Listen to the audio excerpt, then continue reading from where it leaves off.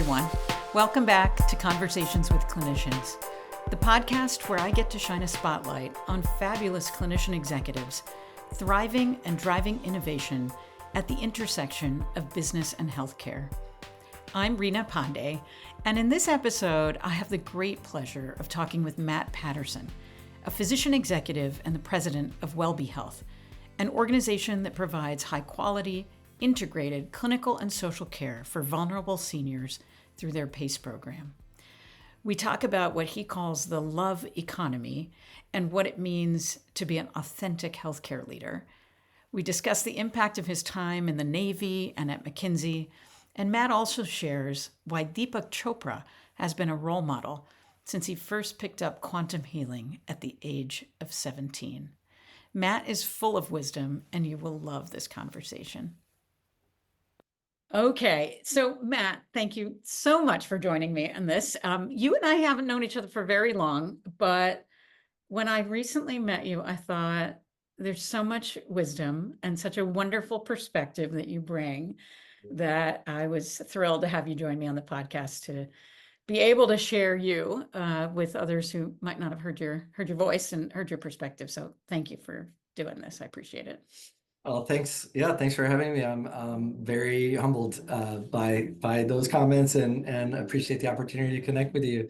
And yeah, I feel like we have a kindred spirit in wanting to, explore the world of how physician leaders in particular can make impact. And so I was grateful for the opportunity to come and connect. Thank you. I love it. I love it. So we'll get into all of that.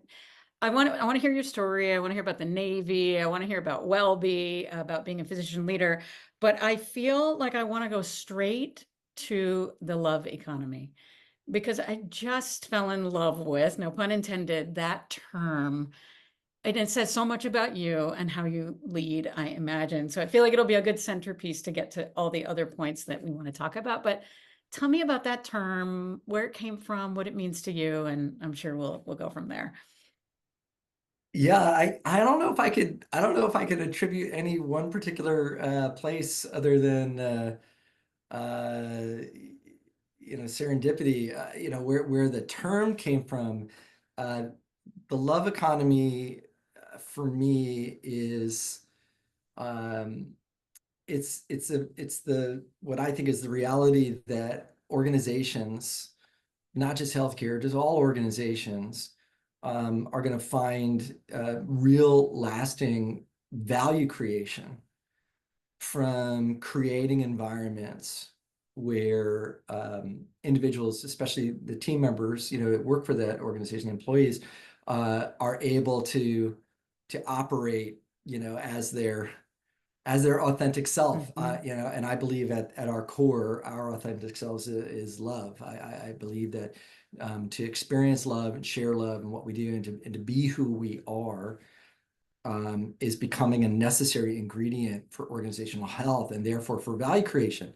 I think for me, it's a little bit of a play on the green economy, and I often say, 50 years ago, if you talked about the green economy as a necessary ingredient for lasting value creation, you might get laughed out of the room, in certain places.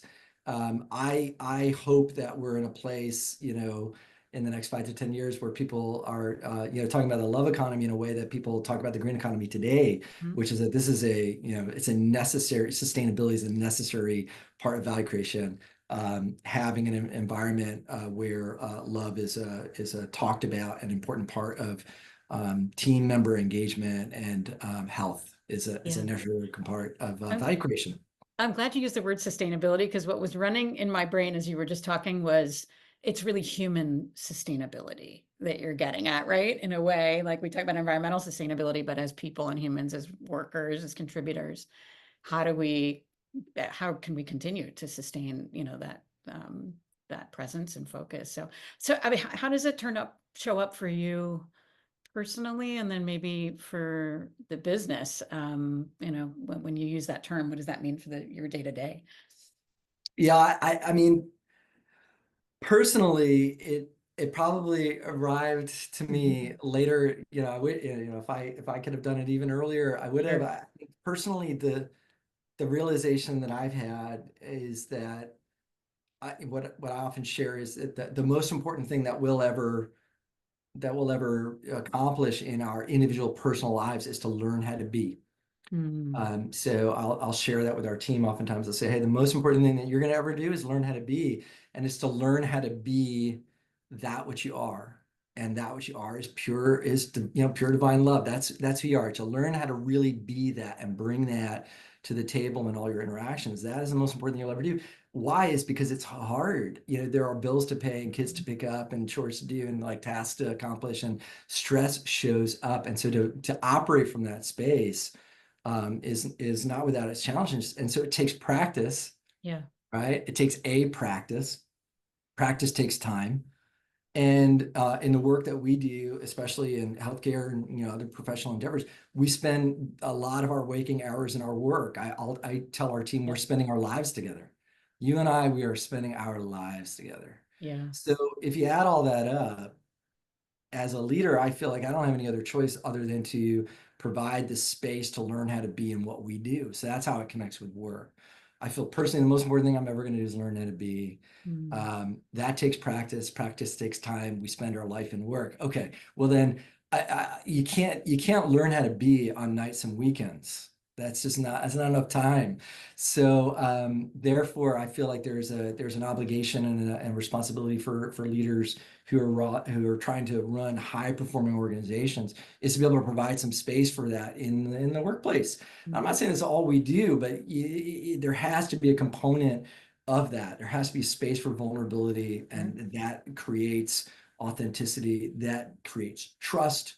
Trust helps healthy conflict helps commitment helps accountability, and then you get the results, right? So there is like an intention around performance here, but the nice thing is it also comes from a place of authenticity and being who we are. Yeah. Yeah.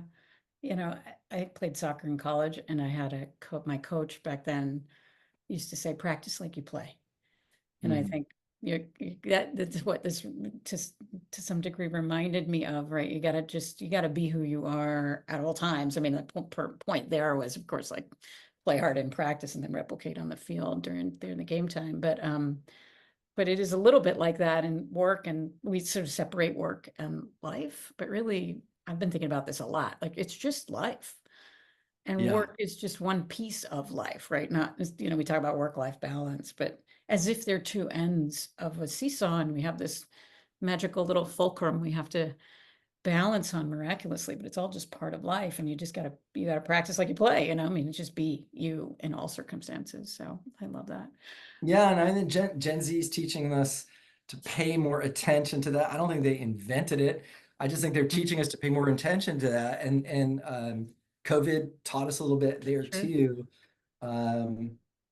I mean, everybody has some glory moments of like, well, back when I was working and, when I started my career, I behaved like this or that. But there are some differences, but I do think what has come to a head is that individuals have a desire to have an integrated view of their life, like you're describing. Work-life balance doesn't necessarily mean like I just want to be able to step away and not think about the work I do, and so I can go have fun. It's more, I want the work that I do to be able to, I want to be able to be who I am in the work that I do. I want it to mean something and feel good to me and be able to integrate it into my life. That's why I say there's lasting value to be created here. This is not just like a touchy-feely kind of thing, in as much as there's practicality to it as well. We all want to be who we are, like Carl Rogers said, what's most personal is most universal. The thing that we all hold most dear in our heart as the most personal conviction is very likely the thing that's most universal that we all want. It's interesting. I've been doing a lot of writing, and I've been sharing, I mean, it's honest and earnest, and I've gotten some really nice feedback that it's touched a lot of people. And I think because it's just my experience feels very unique, and yet it is deeply universal. And if somebody sees something in it that carries meaning for them, it will have been worth it to share. And it turns out many more people than I realized see see themselves in my experience. And, I'm sure it's true. It's not just me, but, and there's nothing I've done that's particularly special, but it feels, if I can share something that's been tough for me and it's helpful to someone else to walk them through a phase of their life, a season of their life, then great. Right. So, Yeah, that's describing, one of the essential elements, I think, of leadership in a love economy. It has to do with what I call appropriate vulnerability. The reason why I say say more appropriate about that. vulnerability is, I like I that. just don't want it to get confused with, I'll tell our team, like, listen, I'm not here to purge your childhood demons and do psychotherapy. That's not what I'm talking about. But there is a degree of you have to have an environment where you're able to let your guard down. As leaders, you have to be able to demonstrate that. And I think that's valued and respected. And then, like you're describing in your writing, it's something to resonate with. It's something to have in common with. Is to share and that shared experience. And so there's an emotionality to that, experiential component to that, that fosters a lot of, followership and and loyalty as Yeah. well. It gets me to the next topic I want to just chat about, which is related. They're all related, but when we caught up recently, we were talking about clinician leaders and how oftentimes people think about the gaps that clinician leaders have.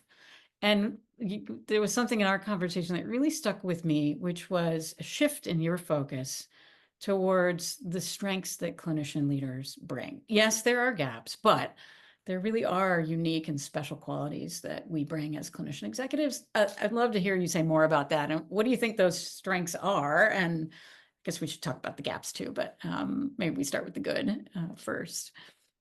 Yeah, it's fun. As I listen to the question, I'm just kind of thinking through some of the formative stages where all of that started to come to mind. Like, one of the elements I think about is being a Navy doctor. And so that's an interesting thing in itself as a military doctor, because you are a clinician for sure, but you're asked to be an officer just like everybody else is, and like run departments and budgets and people, and and nobody taught you really any of that in medical school for sure. And so I actually have a lot of just so much gratitude around some of the lessons I learned, being a young officer and learning the hard way of some of the and that's where I think a lot of those strengths and weaknesses are really at play. So the strengths to me, it's around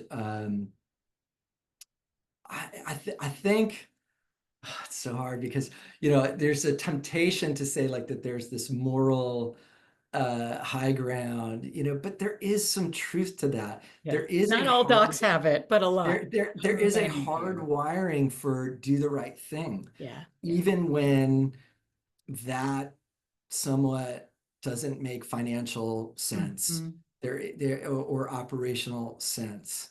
It's like, well, I just am programmed to do the right thing. I'm gonna always make sure that the health of our people that we care for come first. And then for me as an organizational leader, health of the team, is right there with it, but I think about those things. I'm hardwired to think about quality of what we do. And this is not just true for healthcare. I think this is true in other areas of industry that you could think about where this is applied. So I do think that there is this, do no harm and kind of always be advocating. We're trained to be fierce advocates of those who are in otherwise a vulnerable position. And it's our responsibility to care for them and to be of service and to not put ourselves first. I think those are tremendous innate qualities of most people who are drawn to medicine. And then they're reinforced, whether or not there's a formal training in it, it's reinforced through our apprenticeship and medical school residency, et cetera. So that is, I think, the foremost things, to put others ahead of yourself, and to really think about quality. Even when it doesn't, lead to an immediate financial bottom line, or it might be flying the opposite direction in the short term, because in the long term, it always works out. The challenge is, I think the single most important challenge is just basic management and supervision chops. I think most most physician, and leaders that I've encountered, they don't have very great chops at conflict, and providing, really direct, constructive, managerial type feedback and consequences.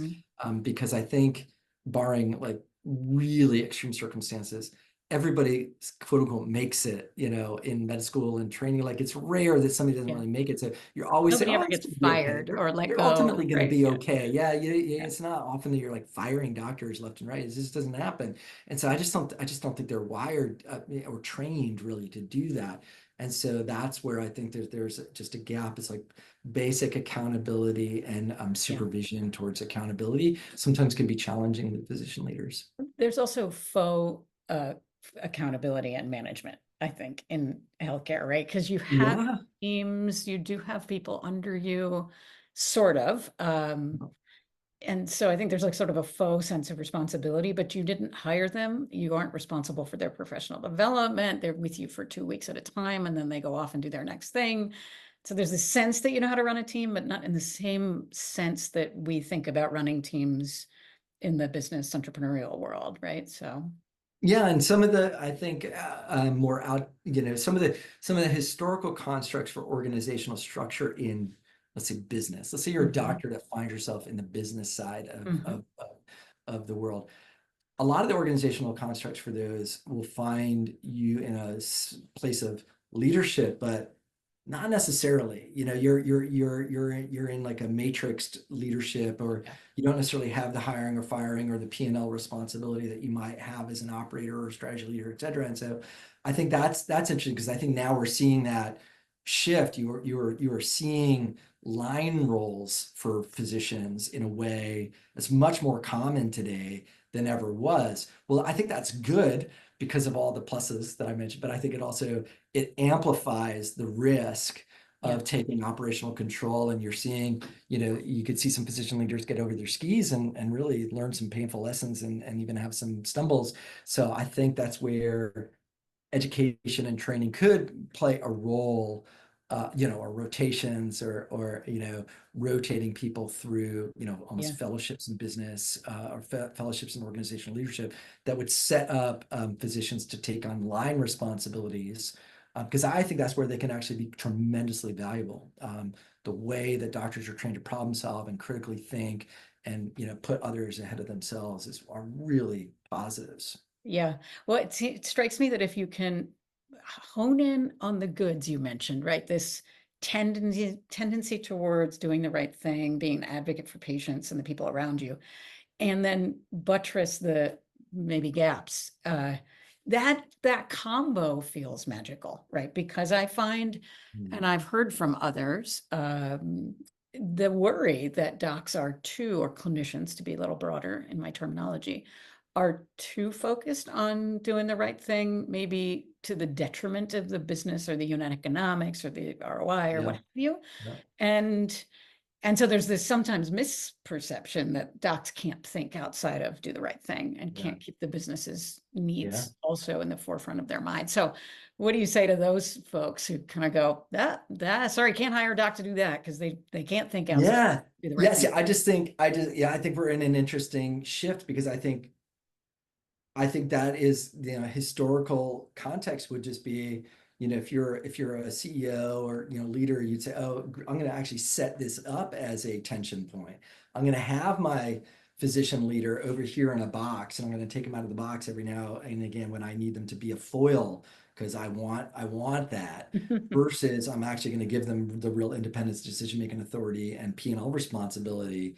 Like, I think that's shifting. I think you're seeing more and more. You have, obviously, you have founders, who are physicians, but increasingly you're getting a lot of folks who are either, they're getting business training in school, or doing what I did, which was like getting, consulting, going into consulting after clinical training, and getting business jobs that way, take on line responsibilities. I think having it integrated in the responsibility of the role ultimately is a good thing, so that you don't have this historical context necessarily where you're like, you're pitting your operator against your clinician in a way that is, you're actually using that tension, in a way that because you think Right. that's the right idea. Totally. I don't think that's necessary anymore. I think you're just seeing people become much more versed, being both clinical as well as being able to make, Yeah. sound business choices. I think that's right. Like that healthy tension kind of exists in one human, the Yeah, right. clinician leader, right? Like I think we can hold do the right thing and quality and advocacy and business metrics and the like in by one brain, right? You do it. I think that's one of the reasons I wanted to have you on, right? Because I think we have to shine the light on more examples of people who can do both, right? And be an advocate, but also be an advocate for the patient and be an advocate for the business. And that actually leads to really healthy growth and wise innovation, versus it being this battle between, two folks, right? So, Yeah, and I think learning it. I mean, my path is, like your path. I mean, we have all these N of one kind of journeys that got us right. to this point, and I think learning from all of those things and finding some commonality might allow us to have a more programmatic way Yeah. of developing, curricula or programs that would encourage more of this blend Yeah, going forward, because I think it's actually healthy for and sure. good for Well, the world, even outside healthcare. I just think that there's an opportunity to find business leadership from those who have been clinically trained. yes, I agree. So remind me, or the people listening in, about your current role. And then you clearly have been able to develop both the clinical skills and the business acumen and use them all in one, in one role. So love to hear about the role you play today at WellBe, and then like sort of how you got to where you are today. I mean, you've taken a bunch of great steps, the Navy, McKinsey, I'm an entrepreneur, starting and running your own company, right? And now here. So give us the current and then the journey. Yeah. So my current role is president of WelbeHealth. So I have WelbeHealth is an organization that exists to provide high quality integrated medical and social care for really vulnerable seniors. And the whole point is to keep vulnerable, complex seniors out of institutional care, home, and with better quality of life. And cared for like family. I mean, that's really what we do. We do that through PACE. The PACE It's National PACE Awareness Month, so I'm being a good PACE citizen. Program all-inclusive care for the elderly. That's how we do that today. That's what we're doing in order to accomplish that mission. And PACE is a fully integrated payer provider, like primarily for dual eligible seniors, and just providing total wraparound medical and social care to keep folks home, and out of institutions. We're a relatively new organization. I've been with the company about 8 years or so. We've been operating since 2019, and in California right now, 10 locations, and we have got an accepted program in New York, which is kind of nearing launch readiness, Awesome. and looking at some other states as well where we can expand to. So I have operational responsibility for all of our PACE programs, all of our P&L, all of the central operations. Amazing. So I consider myself a physician leader. I'm much more, an Business operations leader. leader than Yeah, anything yeah. else today. We have an amazing chief medical officer, Mike Lee, and, chief clinical officer, David Arota, like these incredible physicians. I could never hold a candle to, their depth of knowledge of how to lead a high quality clinical organization. But yeah, I find myself interestingly in a like very business oriented and Sure. operational role. And so I think for me, what's most important, that I pay a lot of attention to is our people and our product. In addition to that P&L responsibility, I think the things that I can uniquely contribute really are around, being an architect and steward of a culture, and kind of being a good example of the love economy that I mentioned. Our core values are courage to love and pioneering spirit and shared intention. So we're very intentional about how we operationalize the culture I'm talking about. And then our product is the experience that people have when they interact with us. I think both of those things are very much touched by the fact that, yeah, I'm a physician, by training. Yeah. I think that's really was shaped by that. Um, and I think the fact that I ended up in an operational role that I am is very much a testament to, like, I started as a Navy doctor. So I started running people and teams Yeah. and budgets and stuff. I was responsible more than just the clinical decision making, or the procedures that I was doing as a doctor. Um, so in the shortest version, of the journey was just, listen, the thing that's been consistent my whole life is just being of service. That's Mhm. really, I've I just hear that. oriented to the world around how can I be of most service. And so as a doctor, in the Navy, I think, I just kind of had this recognition of, like, to be of the most service is going to be ultimately to try to, like, start and grow organizations which are out caring for people the way people ought to be cared for, not just the patients but also the team. So Mhm. I got the bug for culture really early on Yeah. as a Navy doctor. I just wanted to do it all my heart. And I was a Navy kid. I grew up in Navy Really? medicine. I was a Navy doctor. So I've been in universal healthcare my whole life. So I was, like, Mm. wired for value-based care since I was Yeah. born. I don't really know anything else other than to do a model of care where all the incentives are aligned to be right. So So it was interesting. obvious, it felt very obvious for me to jump out of being a day-to-day clinician to taking the leap to, starting and running organizations. And I guess I was smart enough to know that I didn't know anything about that. And You so, needed a I little was like, training all right, program yourself. yeah, should Yeah. I go and get a business degree, or maybe I'll be a management consultant? It's like, well, a management consultant at least can help me pay my bills and Right. my student loan debt that I have. So I guess I'll go that direction. So that's kind of the McKinsey pivot, which, Hmm. I give a lot of credit to learning how to think about, operations and strategy and organizations. Um, and then, yeah, off towards an entrepreneurial route. Yeah. Would you, I'm sure there's younger clinicians listening or who will be listening. People have asked me, like, should I go get an MBA? Should I go to McKinsey? What Yeah. should I do? It's now a large cohort of folks who are coming up through the MD MBA pathway, which didn't exist for me, and I'm guessing for you too, back when we trained. Yeah, for me, I was on the job training. I did my first chapter was academic doc, and I learned none of these things, right? I did not have to hire or fire or really honestly lead teams. I didn't think about, you think a little bit about P&L with your grants, like you end up actually having to budget, which was my Yeah. first foray into understanding P&L. But mine was on the job training. But people do ask, like, so if they're Yeah. eager. So I mean, what's your advice for sort of the younger set coming up as to how to get the operational business acumen and learning? Yeah. We we're all gonna have our biases, right? Sure, there's I no one think, right answer, of course, right? and I also think McKinsey there's, like, answer. there's a bit of luck involved I in know, how me it too. goes and just good fortune.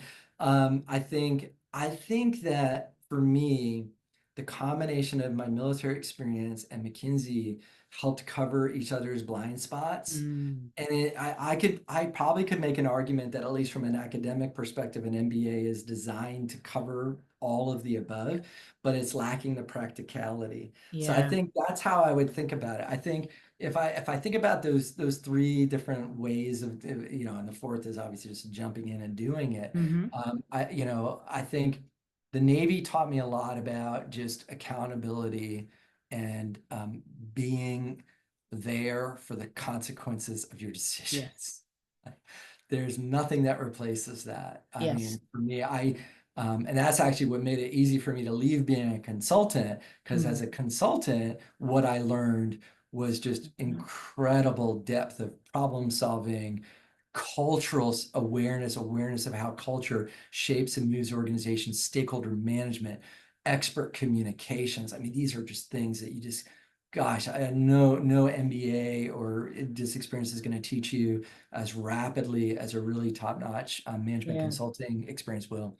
But what was missing was being around for the consequences of your Yeah. decisions and, like, really owning it and running it. And Yeah. gosh, I I've gotta heard a get, lot of former consultants say the same yeah, I thing. Like, I'm gotta get giving great back to that, advice, but I really want to be the person who executes and actually Yeah, turns that's that right. great Yeah, so thinking that's what into kind of made it into work. easy for me to leave that, because I liked being a consultant, and Yeah, I had a lot of fun doing that.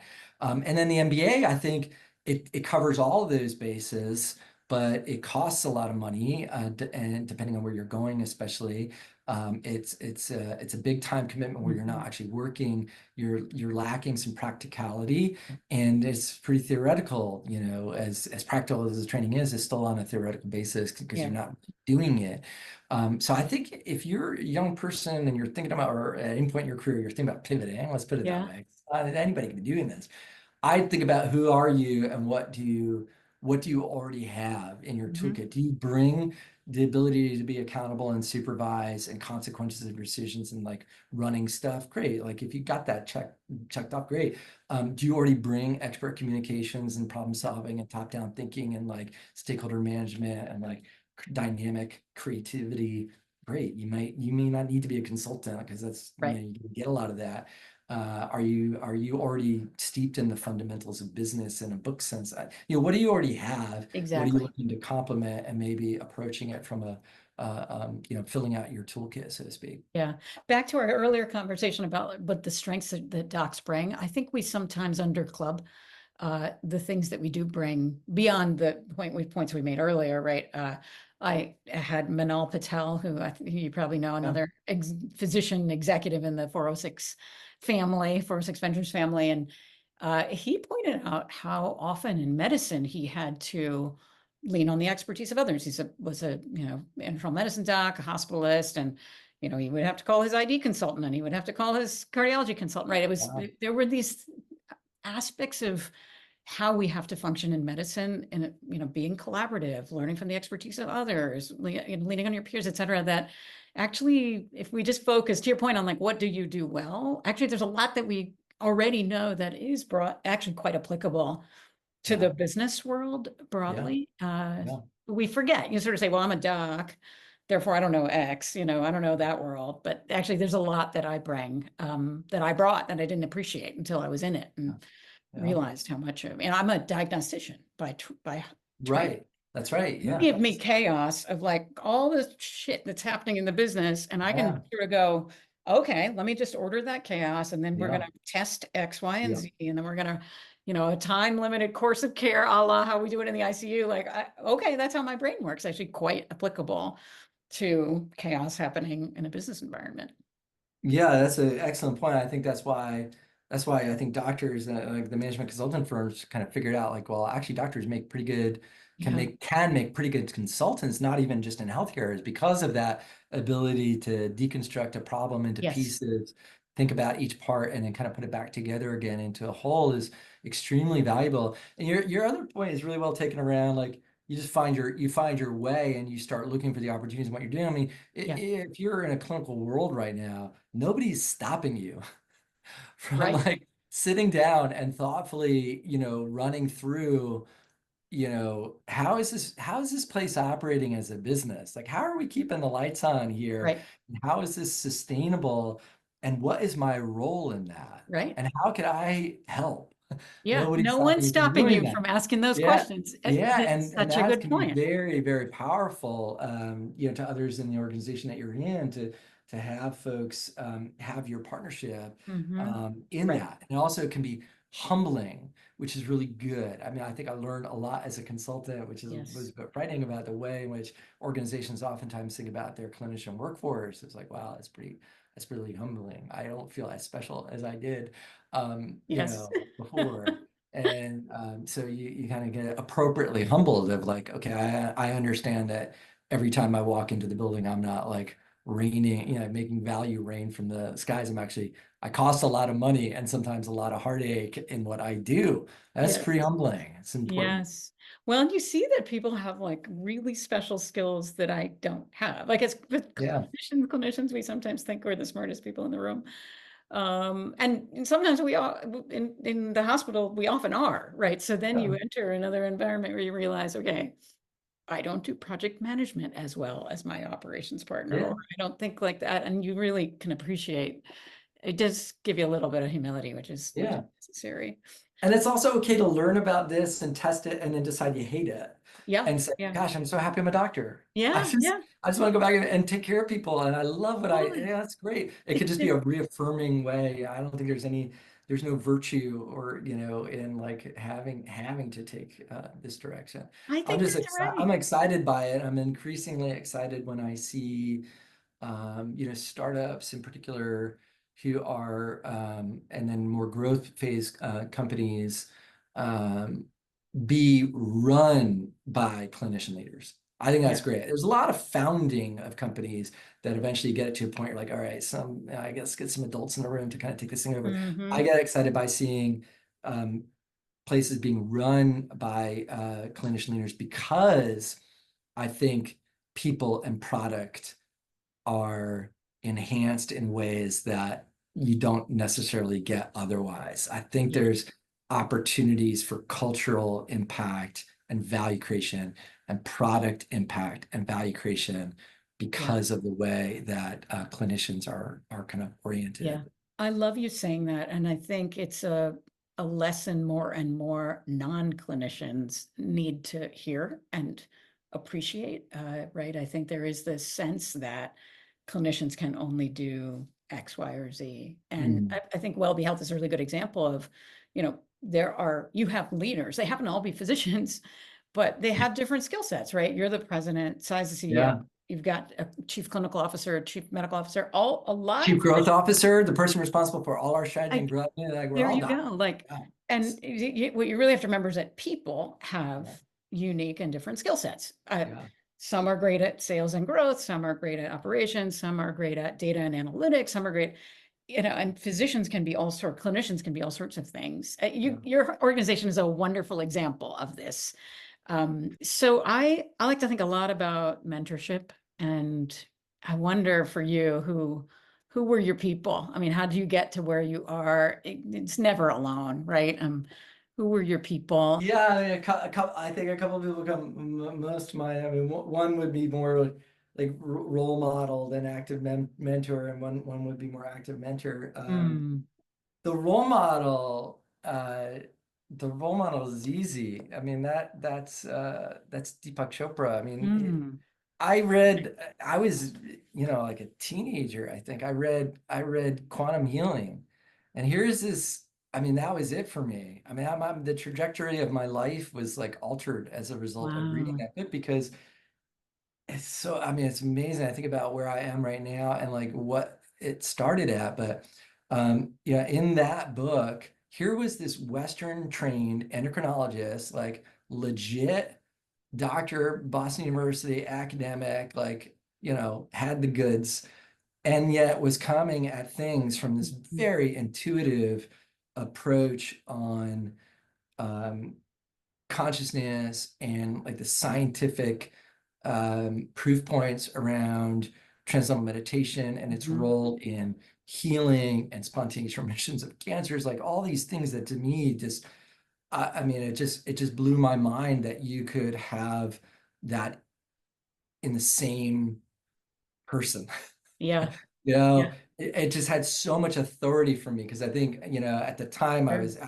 was somewhat thought maybe I could be a doctor one day, but it Yeah. really hadn't gelled the things. And then, So this that's was what before you inspired me to, even decided yeah. to become a doctor. You had read Deepak Chopra. Yeah. Oh, Yeah. It was one wow. of it actually solidified my decision to go do it Huh, because, interesting. and actually I like ran out and learned how to meditate. I was like 19, I think. Good for I you. learned transcendental meditation. I mean, this is like pre-internet. I had to look it up in the yellow pages and like show up. Right? And they thought I was the Go to the funniest thing. Like, library who and, are you? How did get you some even hear books. about us?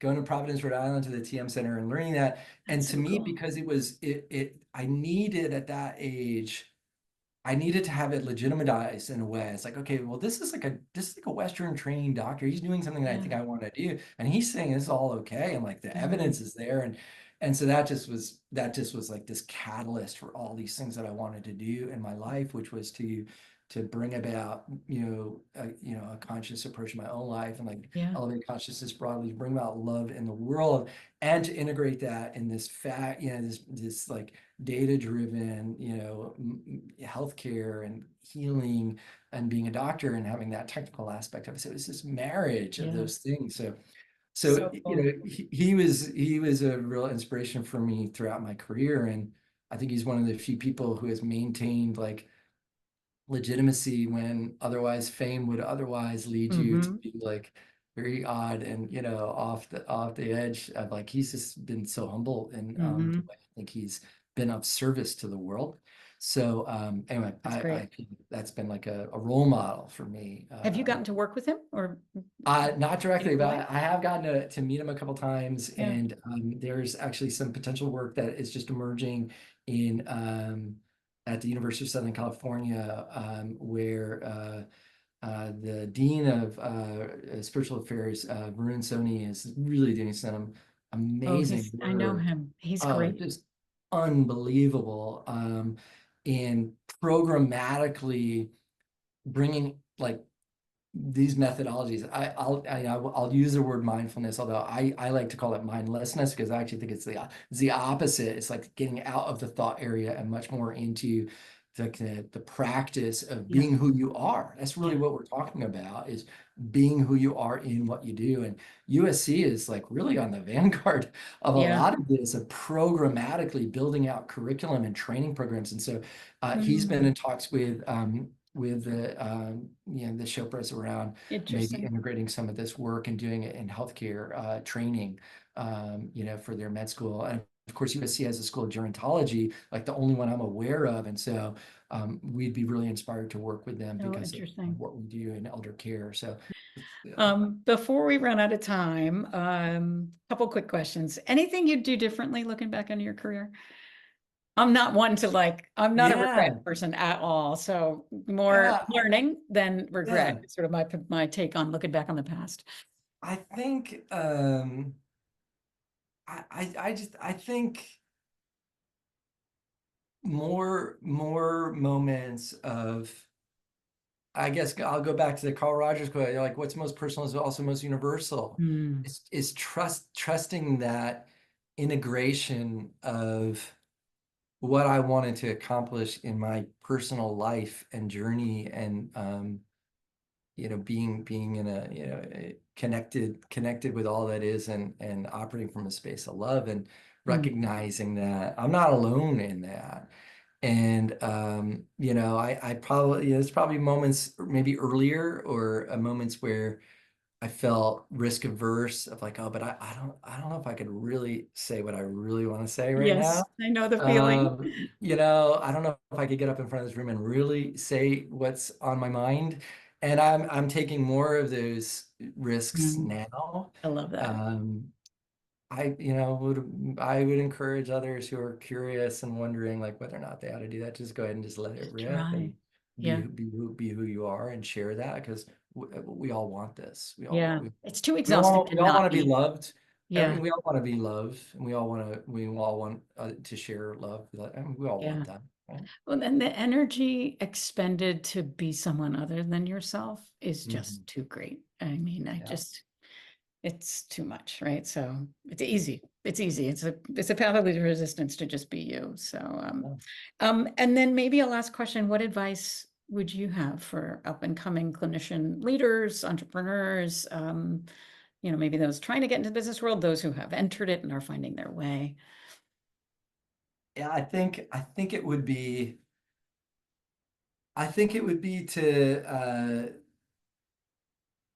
be aware of the difference between kind of like the line responsibility versus the am I coming into this to be a clinical voice in a business world. Mm-hmm. I'd learn about that and be curious about that and understand the pros and cons of that, because, and I use the word line on purpose because I don't necessarily mean operations. I just mean, are you setting, do you want to be on the hook for decisions and people and Mhm. stuff. Yes, no. And if you do, I think that's where you can make a big impact. But the earlier you recognize that, the earlier you can ask the right questions about whether or not you're setting yourself up to do that. Because otherwise you might find yourself in a position where you're like well down the road and you look and go, oh, wait, Yeah. I don't necessarily have a seat at the table the way that I wanted to. Nobody's going to teach you how to do that, unless like you're going to business school or you're a consultant, right? So start to be curious about that, talk to other people who have that or don't have that, why they have it or don't, Yeah. because I'd love to see more folks in those positions, and to be conscious about that and to go into it for all the right reasons. It's a perfect note on which to end. Thank you. There's so much wisdom. Your perspective, more people need to hear. And so I am deeply appreciative that you shared a little bit of your time with me and with all the people that get to listen to you talk about the love economy and WelbeHealth and PACE. And, glad this worked out to be Yeah, PACE I mean, Awareness Month this September. So, yeah.